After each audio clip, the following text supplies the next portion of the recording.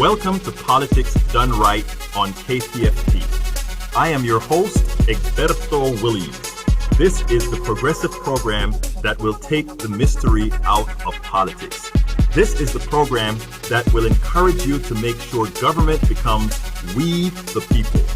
Whether you are liberal, conservative, or otherwise, you get to air your point of view. Give me a call at 713-526-5738. That is 713-526-KPFT. Remember, you can also send me a tweet to EGBERTOWILLIES. That is at Egberto Willies. Let us engage. It is politics done right. 1, 2, 3, 4. Well, folks, welcome to one more edition of Politics Done Right. I'm Egberto Willies, your host, along with Roxy, who is, I love to call Roxy the co-host because you know these young folks, how they are. Roxy, how are you doing today? I'm doing great, Egberto. How are you? Excelente mundo, excelente mundo. But you know, today we have a great show. We have two of the most premier, to be the most premier office holders in this country. I mean, the Attorney General and the State Comptroller. Can you believe that? No, but I always knew that you could do it. You know, these are premier candidates. But you know, Mike Collier says he is a cop on the beat who built a reputation for rigorous financial analysis, independent decision-making, and a commitment to telling the truth no matter what. Is that what Texas needs right now, you think, Roxy? Is that what they need right now? I think so. Things are changing. Absolutely. Mike Collier started his career at Exxon, but soon found his way to PriceWaterhouseCoopers, one of the biggest accounting firms in the world with tens of thousands of employees. He served in the audit practice for 10 years, eventually becoming a top aide to the PwC World Chairman. Finally, he served in Houston as a partner for 10 years, leading a team of 24 professionals providing due diligence, structuring, and valuation services to some of PwC's largest and most sophisticated energy clients. Then, Mike helped build a successful Texas oil company, serving as its CFO.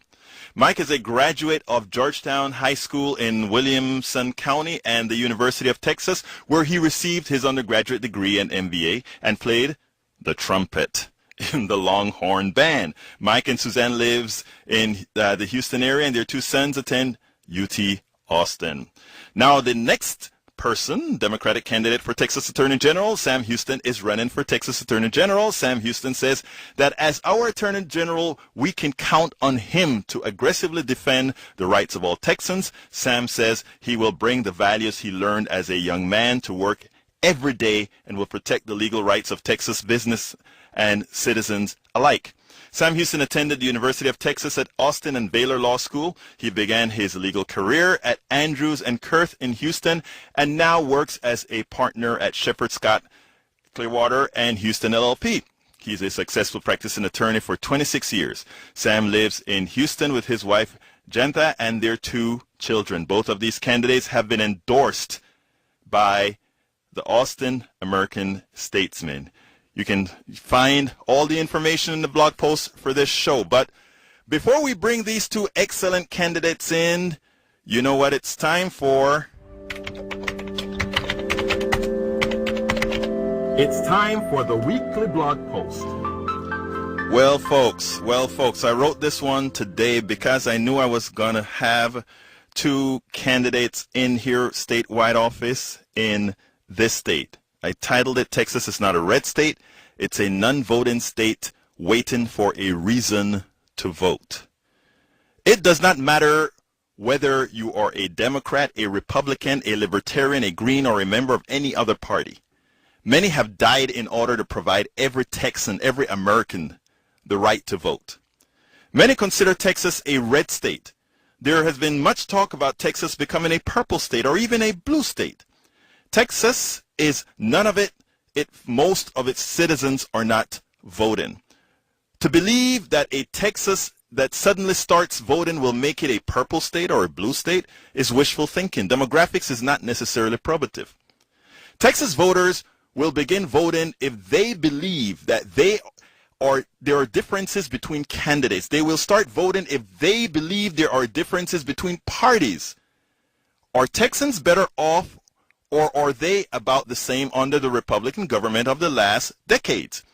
Do they believe a change is in their best interests?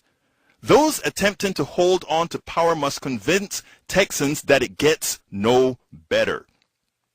That is what most Texans have believed for a long time.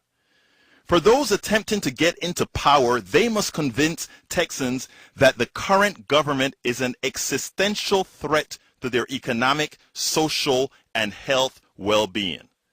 The question is whether the challengers of the status quo, the challengers of the ingrained corruption, the challengers of the misinformation, the challengers of those that are destroying our education system, the challengers of those that have returned women to the ills and mistreatments of the past, and the challengers of those attempting to restrict your right to vote will do so with the necessary unequivocal passion and fortitude to make one sprint to the voting booth to make a change.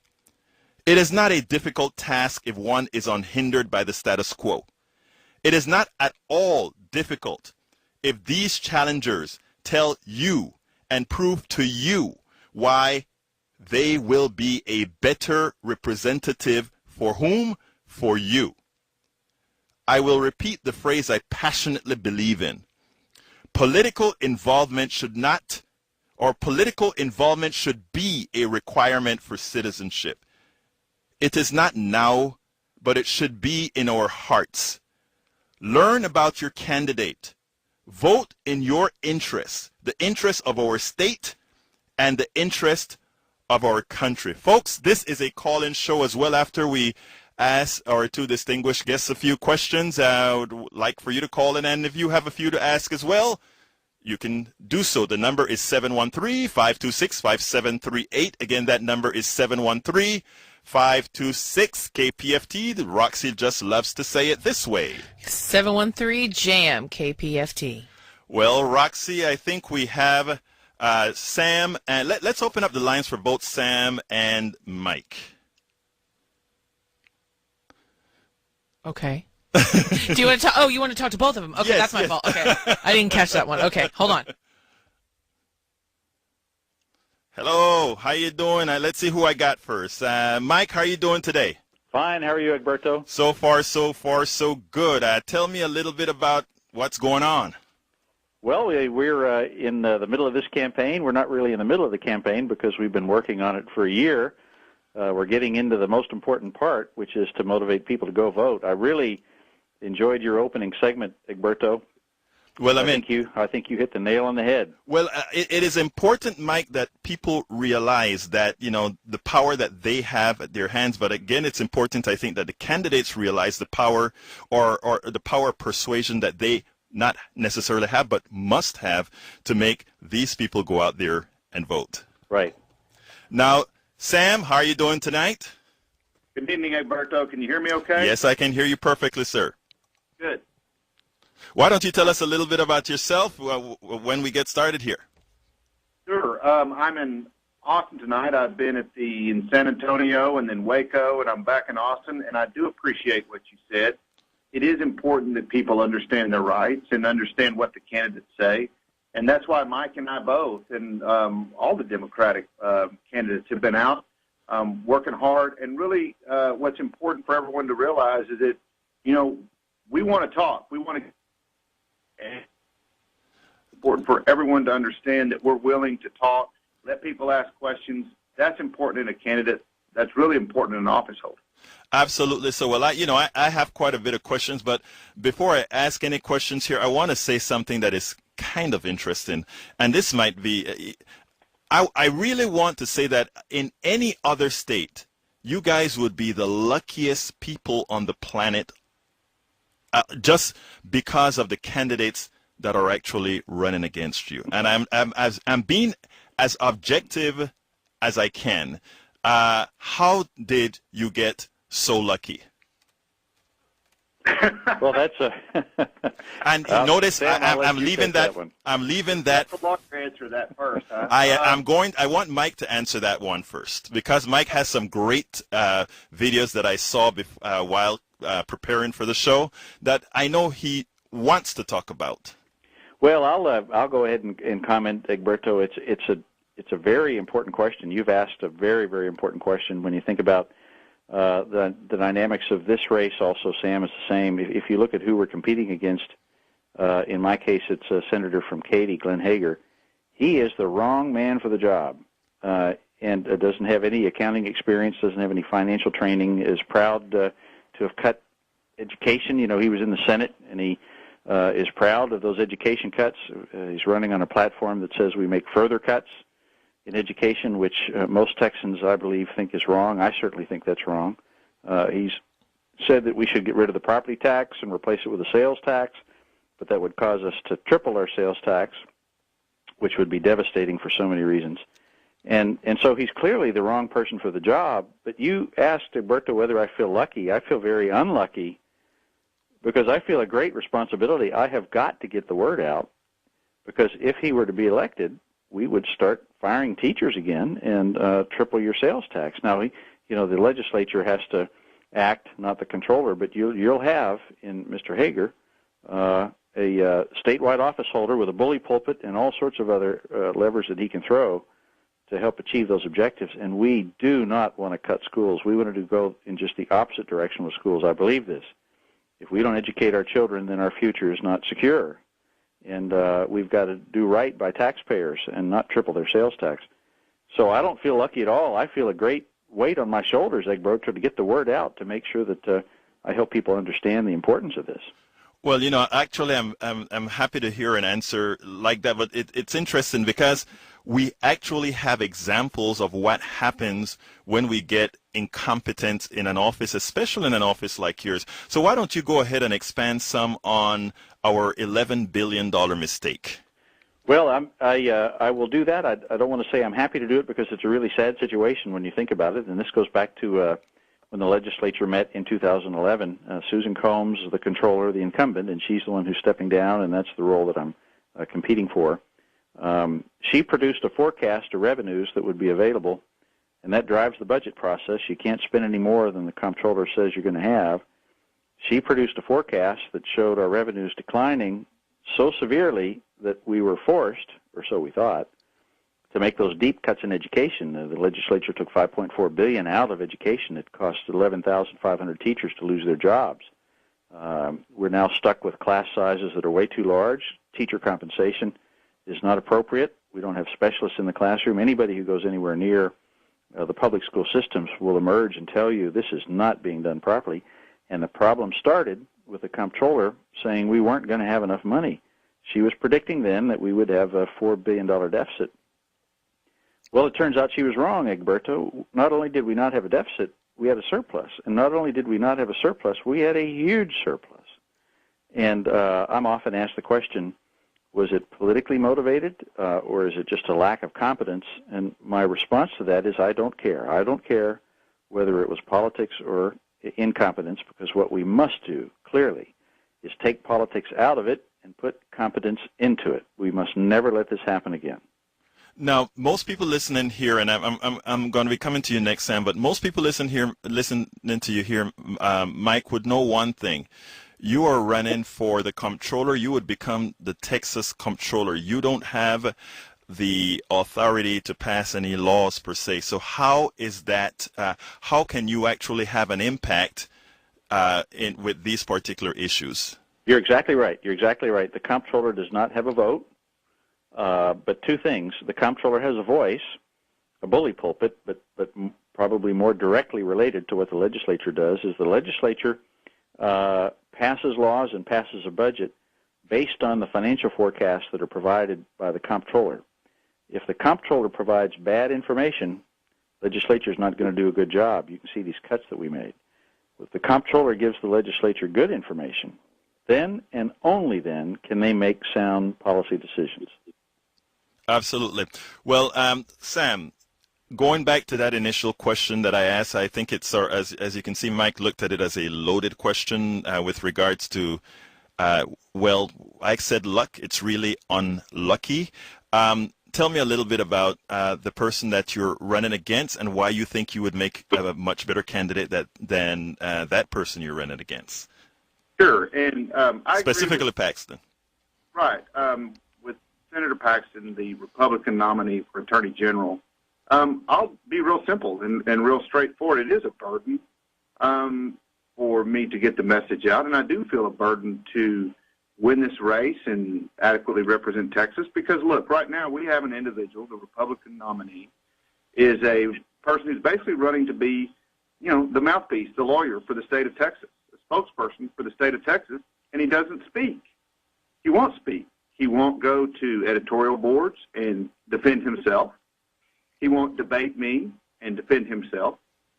He won't answer a very significant question that was raised in the Republican primary, and that is the fact that he violated the Securities Act as a lawyer, solicited clients in violation of the securities laws of this state when he wasn't registered, and quite frankly, his actions as a lawyer and a solicitor were illegal and were a felony. We know that because when he got caught, he signed an agreed order with the Securities Board, basically admitting, in a nutshell, that the things he had done amounted to what is also in the statute as a felony. There's been a criminal complaint filed against him with the Public Integrity Unit. He hasn't been indicted yet, but, the Republicans raised that issue, and it's still out there. And what's more significant now is that he won't defend himself on that. He won't debate me when you say those things and defend what he's done. So what I say is real simple.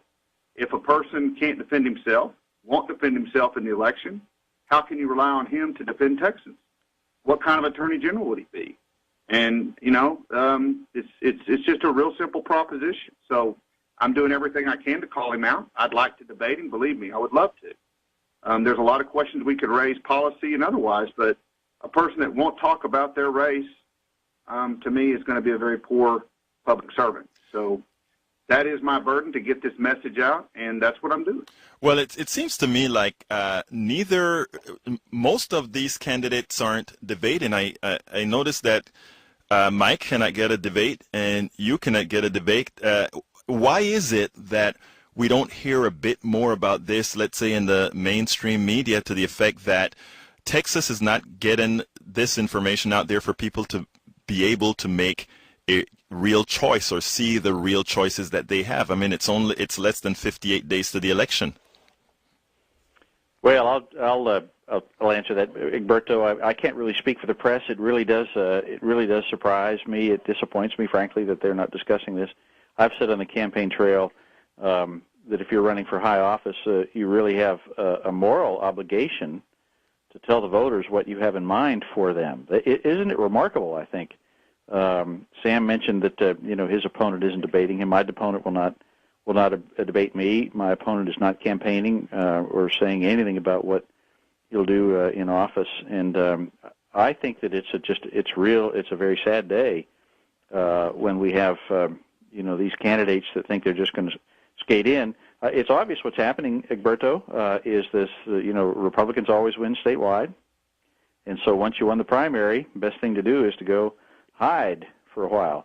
But if you look at what they said in the primary, what they would bring to us, their primary voters might have liked that. They must have liked that because they voted for them. But that represents a very small minority of Texans. Do we think that the majority of Texans, for example, in my race, do we think that the majority of Texans want further cuts to education? The answer to that is no. Do we think that the majority of Texans want to see their sales tax triple? The answer to that is no. So they have made promises to that very small group of primary voters, knowing full well that if they share their story to the voter group in total, they'll lose. So they're not saying anything, and I just think that's awful. That is terrible. Folks, you're listening to KPFT 90.1 FM. You can also listen to the stream live at kpft.org, and of course, later on it will be archived as Well, this is a call-in show. The number is 713-526-5738. Again, that number is 713-526-KPFT.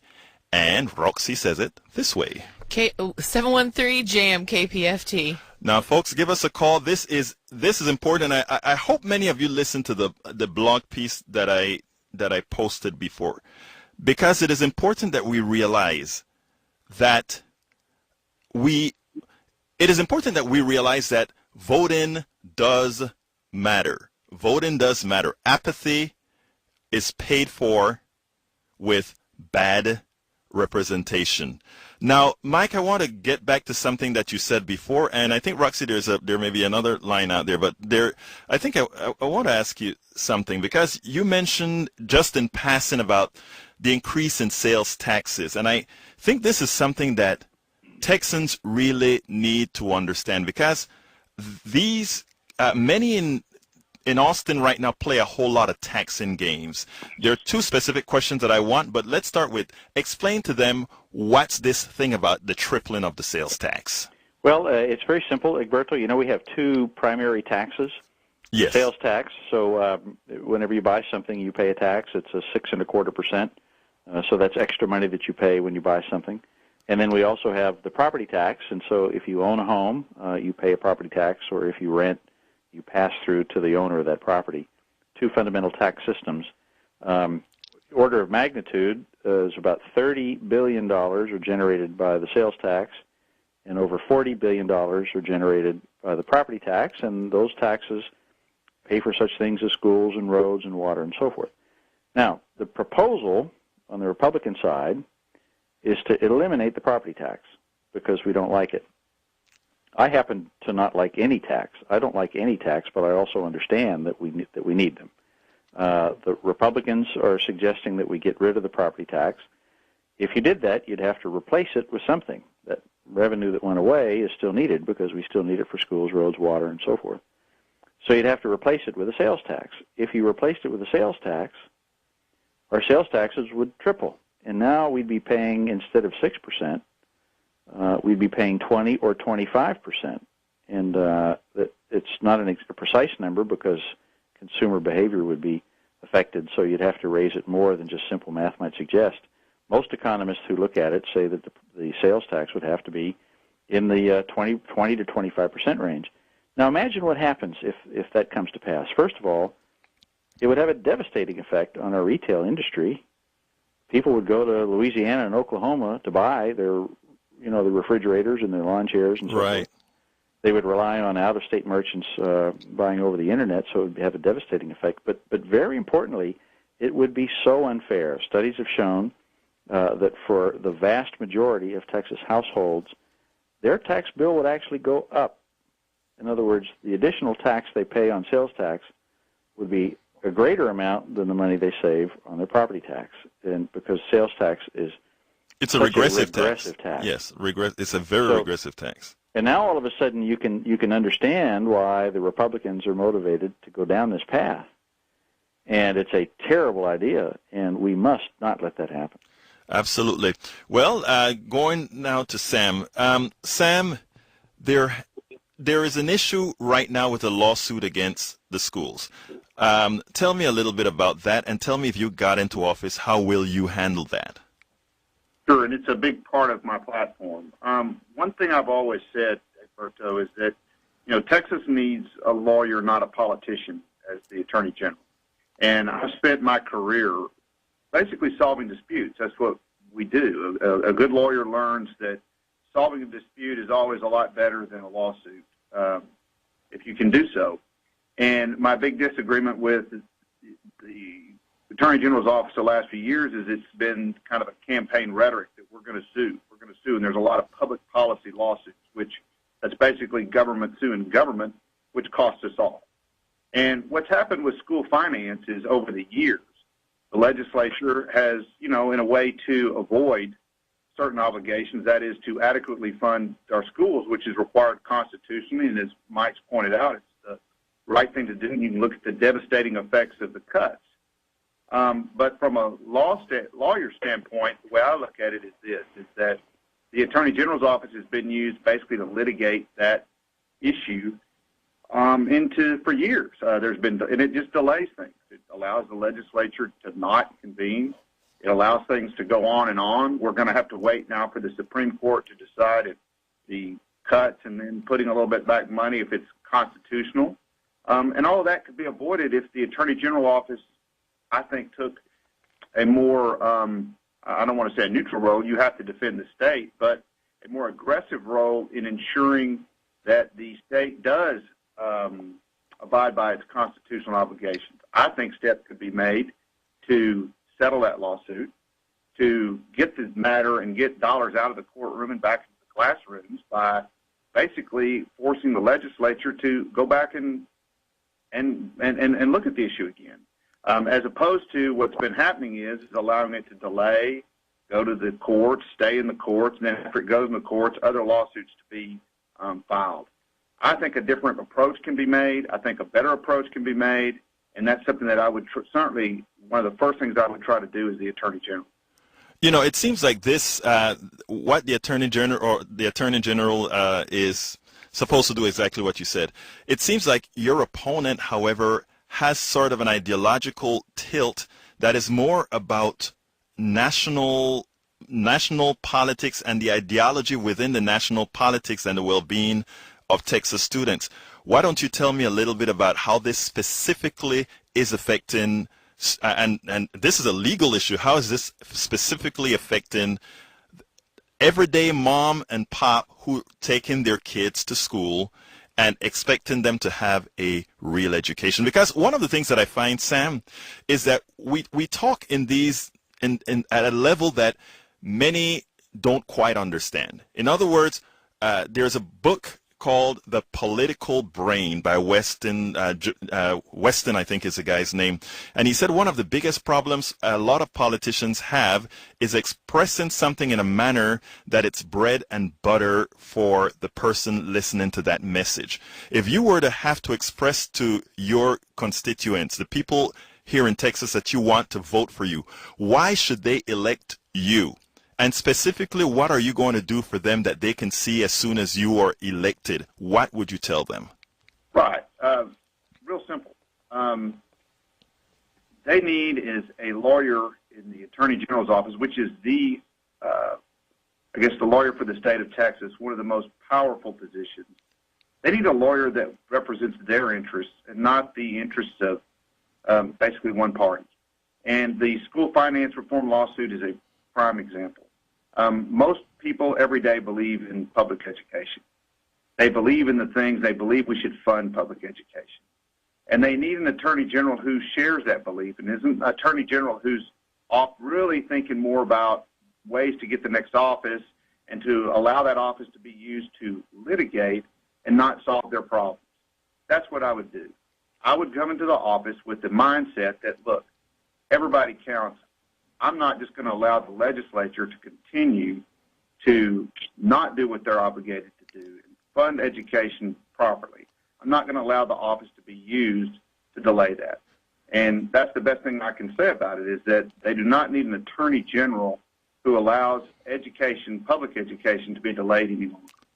And does that mean more pencils, more pads, more books, better teachers? All of that. I mean, you know, money matters. Money matters in education, and more money, and not only more money, Egberto, what also needs to be done is a better way to fund education. All that needs to be back in the legislature. It needs to be out of the courts and back in the legislature. That needs to be a priority. Excellent. I want to see, I'll be honest with you, both Sam and Mike, I want to see candidates come out and tell every single Texan, you elect me, you can ensure that your kid is going to be educated and ready to move forward. A lot of times what they hear is something about if we do this, business is going to be bad. But what about the kids? If we do that, the kid doesn't get educated as they should. Well, you know, it's interesting when you mentioned business, Egberto. The business community is very concerned about our declining education system, because where are the skilled workers and the talent going to come from to fuel our economy? Exactly. So when I think about education, I think of a number of things. First of all, I think about those kids. I'm very empathetic. I want them to have every chance that I had. That we really want our young people to have opportunities to do for themselves. That's what they want. That's what their parents want. That's what we want. And we have to help them with education. But even beyond that, human impulse. Look at business. If we don't have talent coming into our economy is not going to thrive. And the business community is becoming very concerned about this. Absolutely. And so, Egberto, I'll address your question very directly. As comptroller, I'm going to show we are a very prosperous state. And as the state's top accountant, I'm going to show Texans and the legislature just how much money we have. We have a lot. We have surpluses pouring into the Treasury.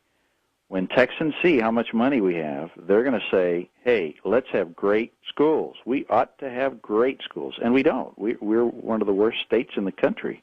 It's shameful. We're 47th out of 50 states in terms of how much we invest per child. It's declined 10% over the last 12 years or so. There's no reason for that. We're an extraordinarily prosperous state. Now, Mike, let me ask you something, because I did a post a few months ago. After some research found out that we give about $19 billion in tax credits and other types of giveaways to companies, which, if they enhance job creation, enhance learning, and so forth, there's not a problem with. However, what I do not understand, and maybe you as the expert accountant can explain, is how comes when we had the supposed shortfall that wasn't, we couldn't have curtailed some of these in order to prevent the partial destruction of our education system a few years ago. Well, $19 billion. With respect to all of the exemptions, there's no question, Egberto. When the legislature meets, the special interests and the lobbyists show up and they have their hand out, and every industry needs a little break here and needs a little break there, and needs a special this and needs a special that. And they make the case that, the economy won't thrive unless you do this for us. And, the legislature take their campaign contributions and give them a little bit of help, and that's how that game is played. It drives me absolutely crazy. You look, for example, on my opponent, Senator Hager, on his website, he pounds his chest for everybody to hear, I cut taxes, aren't I a great senator? Well, he didn't cut taxes for homeowners. He cut taxes for a very small group of businesses. So that really is frustrating, and as comptroller, I can't vote on these things, but I can sure point them out and shine a light on them. And particularly when you have these surpluses, the great big pile of cash on the books, I guarantee you the lobbyists and special interests are circling, and they're ready to make their move. And so if you don't have a watchdog, and I like to think of myself, comptroller, as a watchdog, if you don't have a watchdog calling these people out, then we know what's going to happen. That money's going to be given away to them. I haven't answered your question yet, so I'll answer your question now. I think, sorry, I get wound up, accountants when they get excited. I actually think the right approach when we made those cuts would have been to look to the rainy day fund rather than go and overhaul the tax system. Those are two very separate discussions. I'm more concerned about, were we wise to ignore that rainy day fund whenever there was uncertainty in terms of how much money we had. The fact that we refused to do it, look at the rainy day fund, the fact that we refused to get the numbers right in the first place, to me suggests that what really happened is the legislature, they wanted to make those cuts. They felt like it would be great politics to make those cuts. They did it on purpose. My opponent has said, and we have him in a TV commercial saying this, he's proud that he made those cuts. I am so happy that you said it that way, because we actually used ideology against the well-being of our children, and that is very, very sad. I'm going to bring in some other some callers now, but before, I want to ask Sam one thing specifically. Sam, when you get into office, will women's pay be equal to that of men doing the same work? Sure. I mean, that would be my goal from the very get-go. Obviously, you have to get into the office, and it's complicated. I get that. I mean, there's obviously seniority and all those different things, but the bottom line will be that women and men are treated equally. Everybody's treated equally depending on their skill levels, of their seniority, how long they've been there, and women and men should and will be paid equal. Not, you can't say everybody's paid equally because there's different levels. Right. But we'll be paid the same for the same work. Oh, that's what I mean. We're not ever, and this is a misconception with a lot of folks. I think everyone wants. We can be critical. We're realistic about it, but it's the goal and it's the idea and it's what you believe in, and that is absolutely going to be a priority now. I love to call it equal access to success, not equal outcomes. Now, folks, we're talking to Democratic candidate for Texas Attorney General Sam Houston and Democratic candidate for Texas State Comptroller Mike Collier. We're going to bring Terry in and see if he has a question for any one of our candidates. Terry? Hi, good evening, gentlemen. I just have a quick question for the Attorney General candidate. Too many times these gentlemen, these politicians leave office and they're mired in potential scandal, they're mired in potential indictment. Now that we've gotten a governor who's actually been indicted, what role would you play in seeing that indictment is carried out to its fullest? Sam? Egberto, I couldn't hear the question. Okay, what Terry is asking, he says that if you were to become the Texas Attorney General, we now have a governor that's under indictment. What would you do to ensure that the law is carried out to its fruition? Well, that's actually being handled separate from the Attorney General's office out of the Public Integrity Unit in Travis County with a special prosecutor. So the Attorney General's office is not really involved in that prosecution, and it would be an ex-governor no matter what happens, of course, once I took office. So that's really, obviously, I would always work to make sure the laws are fulfilled as the Attorney General, but there is a system that's been set up, and, we could go into that for a long ways, but I won't. But actually, there's a special prosecutor that's been appointed to prosecute that particular issue out of the Public Integrity Unit in Travis County. Terry, you have another question for either Mike or Sam? No, that was the only question that I had, so thank you very much. Thank you very much, Terry. And the next caller is Wayne. Hello, Egberto. How are you doing, Wayne? I'm doing okay. I got a couple of questions for both candidates. Go ahead, my friend. First one is, I would like to know on both sides, and any one of them can take this, that why is it that it seems to me that here in Houston that the Chronicle has a one-sided slant to the Republican Party?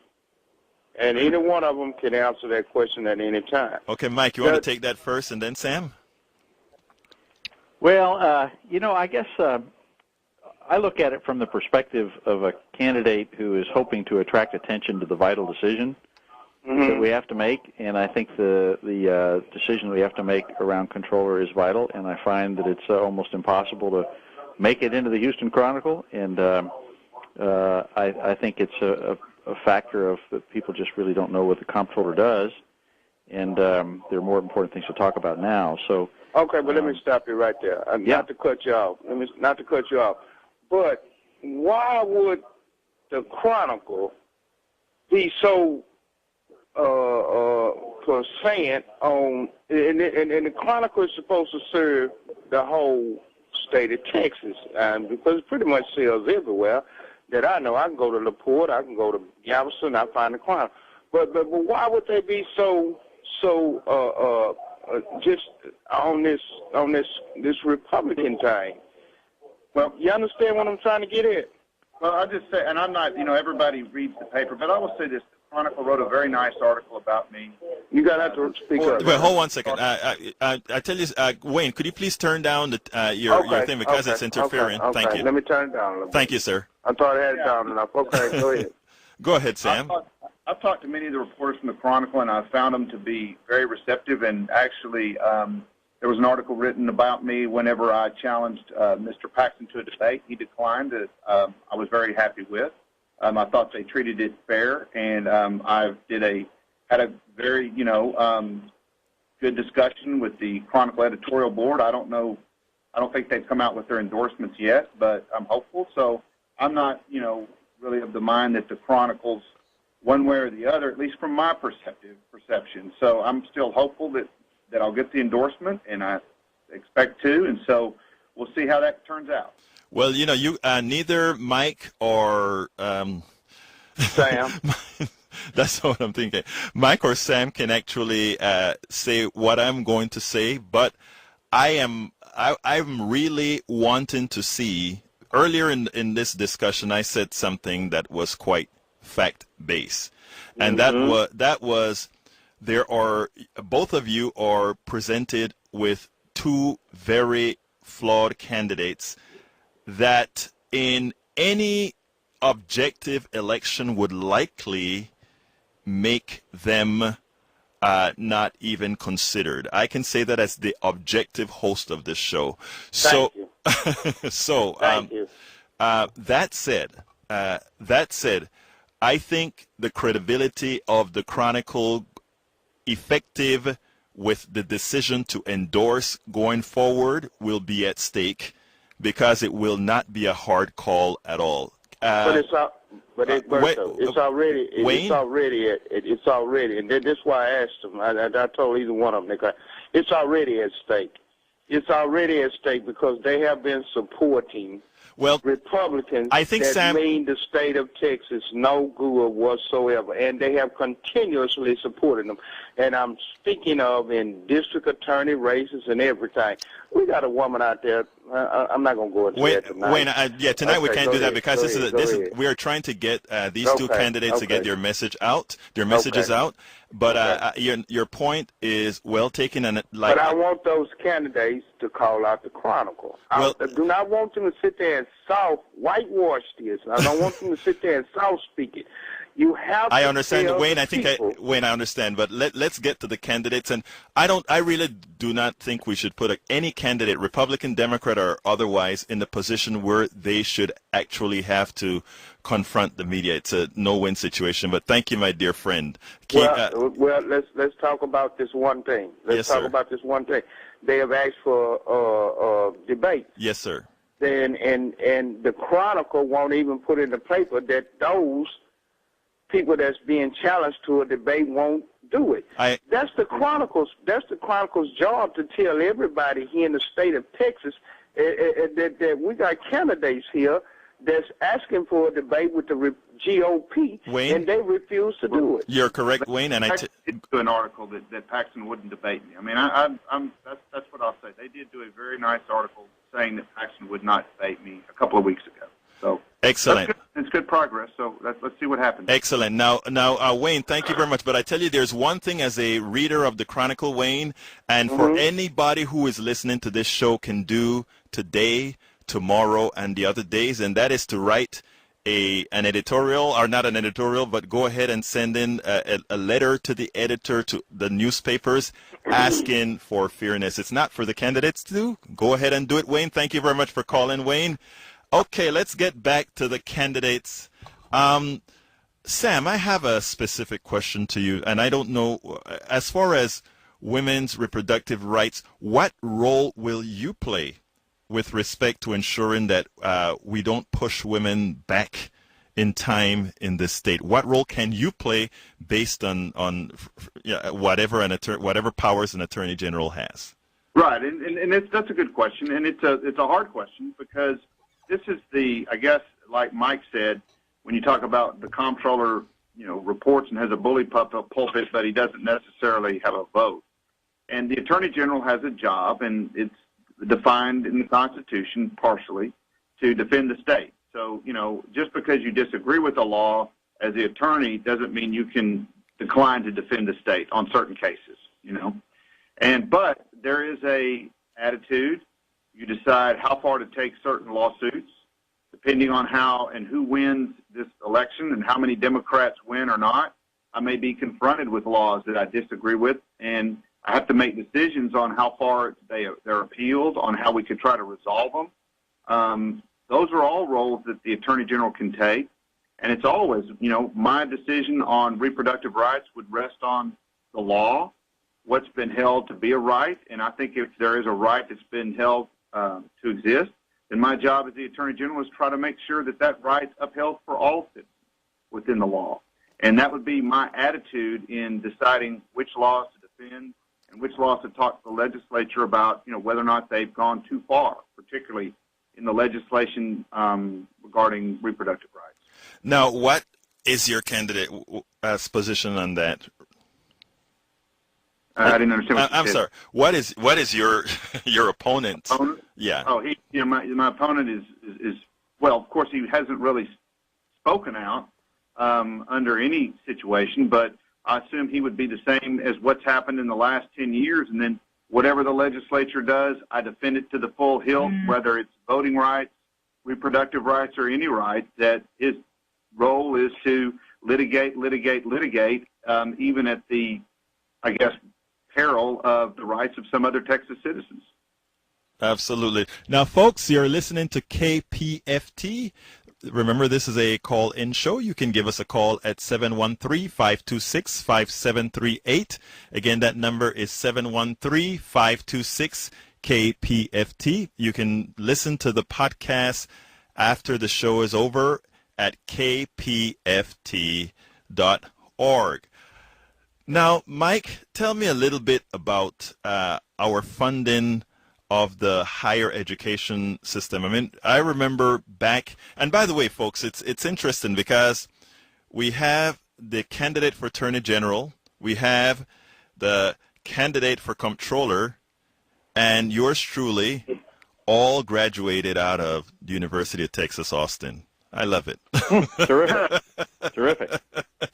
Anyhow, higher education, Mike, you said that we are pretty much a prosperous state. What would you suggest to the legislature? Because I remember when I got to school here in 1980 through 83, it was for out-of-state tuition was $40 an hour, and in-state tuition $4 an hour, and it has gone up to the point now where young folk cannot afford to go to school without taking out loans that they'll be burdened for decades. And one of the issues I think is of utmost importance is what will you, I know you don't have the power to do this, but what will you use your bully pulpit for, or how will you use your bully pulpit to suggest that we fund our higher education in a manner that enhances higher education? Well, I'll start by saying I can't think of anything more important than we do in our state with our state's money than education, and that includes public education and that includes higher education. So my mindset is that that's really where we need to focus, and that's where we need to put our money. I'll say, secondly, I'd like to say that when we moved to Texas, I was 14 years old. We were delighted. There are 4 kids in the family. We were delighted that we were able to go to UT. And it was much more affordable then than it is now. And the state was wise back then. We had plenty of money from the oil and gas business. We knew that we had this gift, this oil and gas, that was special, very unique to Texas. And we wisely used that money to support education, including higher education. So the University of Texas and the other state-sponsored schools were very inexpensive. Somehow, somewhere we lost our way, Egberto. And now tuition has gone up, and it's gone up to where people can't afford it, and that's a big mistake. Now, what can I do? Business is booming. The oil and gas business is booming again in a way that we really didn't think we'd ever see again. It was the new technology to unlock the resource from the shales, as we all know. Our rainy day fund is going to approach $10 billion. It'll approach $15 billion before it's full up. If you look at the money that's coming into the Treasury now, the Comptroller said we'd have a $2.6 billion surplus. We're more likely to have a $6 or $7 or $8 billion surplus. And so my point is this. If we get the accounting and the numbers right and we stand back and look at how prosperous we are as a state, money is there to do these things. And there's a fairly short list of things where we need to do more with the money that we have. Public education is one. Transportation is one. We're not keeping up. Water infrastructure, we're not keeping up. So we can't be all things to all people. We have to be realistic. And Texans don't want their taxes to go up, and I support that. I don't want taxes to go up either. The first order of business is Let's figure out just how much money we have, and then let's allocate it properly, and we've got to allocate it to higher education to make it affordable again for Texas students. So can I tell you right now, Egberto, how the math works out precisely Actually, where tuition will go? I can't, I think, but I know we can work on it. let me tell you, I think a lot of, remember earlier I told Sam that one of the things that our voters, Texans, generally want to hear is, and I know what you talk about is a complicated issue. All these issues are complicated, but I think a lot of folks want to hear, well, when I see Mike Collier there as our Attorney General, this is what's going to be different for me. This is what's going to be different for my family. This is what I know will get taken care of. I think a lot of times that is the most important thing that as Drew Weston is the name of, is the person, the political brain, says we have to be able, politicians have to be able to get to the hearts of people and let them know that we will be there for you. Well, I would say this. We have billions of dollars more available to us to invest in these critical resources. And so if you elect Democrats in general, not just me, but if you elect, we're talking about Wendy and Letitia and Sam and me, if you elect Democrats, we have an aspiration to take that money that's coming into the Treasury and not give it away to special interests, but use it for these critical investment resources or investment needs, and we have billions of dollars to do it. So I can assure you on the other side of this, based on the things that the Republicans have said, that if you elect them, not only will they not use this money to make the investments that we need to make, but they'll take the money that's already piled up and they're going to give it to businesses. They've said that. They want to get rid of the margin tax paid by businesses only, and that isn't fair. And so I'm not going to say more than I can say, Egberto. Sure, I can't, absolutely. The legislature has to make these decisions, but you watch. When you have a comptroller who gets the numbers right and tells Texans, tells the legislature just how much money we have, you watch. That legislature is going to have to do their job and make these investments because that's what Texans expect of them.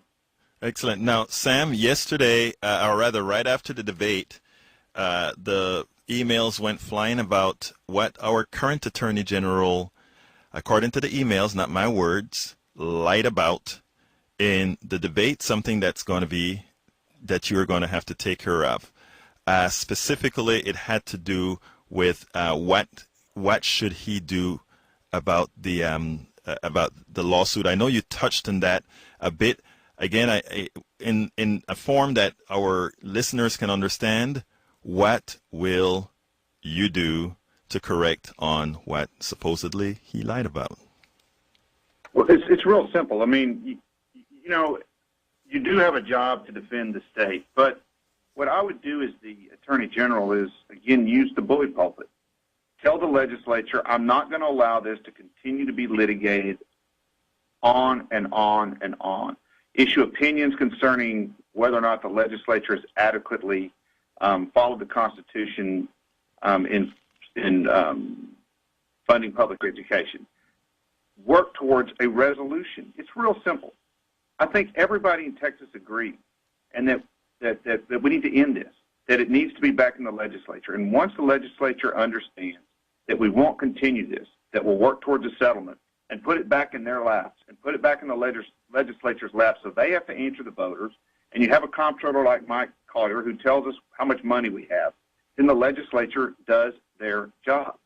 That's what has to happen. I can't, as the Attorney General, I can't fund education. I can't do that.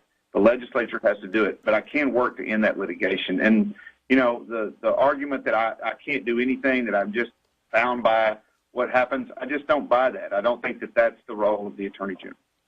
Now, like we said earlier, your opponents have been quite silent. We haven't heard anything at all from them. My question to you is simple. I think you both know what's coming a few weeks before the election. And that is likely to be one of the most massive attacks on television, on radio, in the paper, through pamphlets, and all these other arenas. Starting with Mike, what do you have planned for that onslaught that will be coming very, very shortly? Well, you mean in terms of surviving this psychologically as a non-politician? No, I've gotten some good advice from.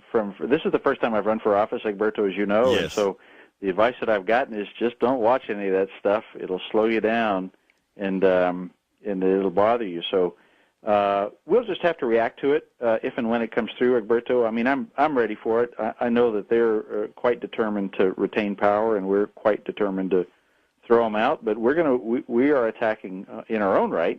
And I'll say this: if they attack me, it's going to be made up.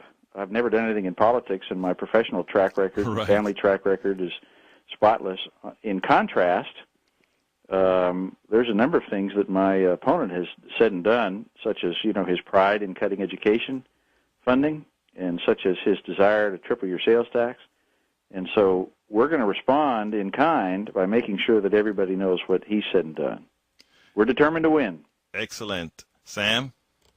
Exactly. Look, here's what I'm doing, and I do believe in the media, and I will continue to do just what I'm doing, and that is to get our message out to every media source I can, continue to talk to the papers, get the message out. When they come back with their ugly ads, that's fine. That's okay, because all that is that gets people talking about the election. When people talk about the election, when they get involved, when people learn the issues, they vote.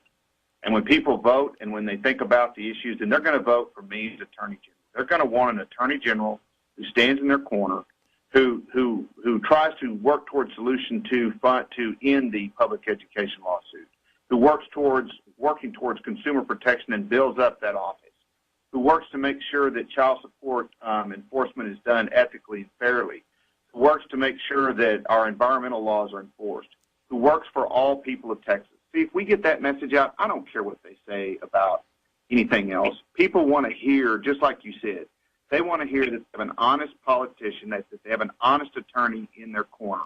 That's what they're going to hear from me. That's the message. That's what we'll get out in the media and otherwise, and that's what's going to get us over the top. Excellent, excellent. Give me your 20-second closer there, Mike. Well, I think Texans need a financial watchdog, somebody who's not a career politician. I'm coming out of the business world to do this. I'm a certified public accountant. I'll be the first CPA to hold the comptroller job. My aspiration is to take politics out of it, put competence into it, and let's have a whole new tone, and let's take care of people. Let's do good work and take care of Texans, not just take care of the wealthy. Thank you very much, Sam and Mike. Folks, you've been listening to the Democratic candidate for Texas State Comptroller, Mike Collier, and the Democratic candidate for Texas Attorney General, Sam Houston. It was a pleasure to speak to both of you, and good luck in your race. I know you're busy all throughout the state. Keep up the good work, guys. Thank you very much, Egberto. Good talking to you. Take care now. Folks, thank you for listening to one more edition of Politics Done Right. And with that, you've heard a good show. We're out.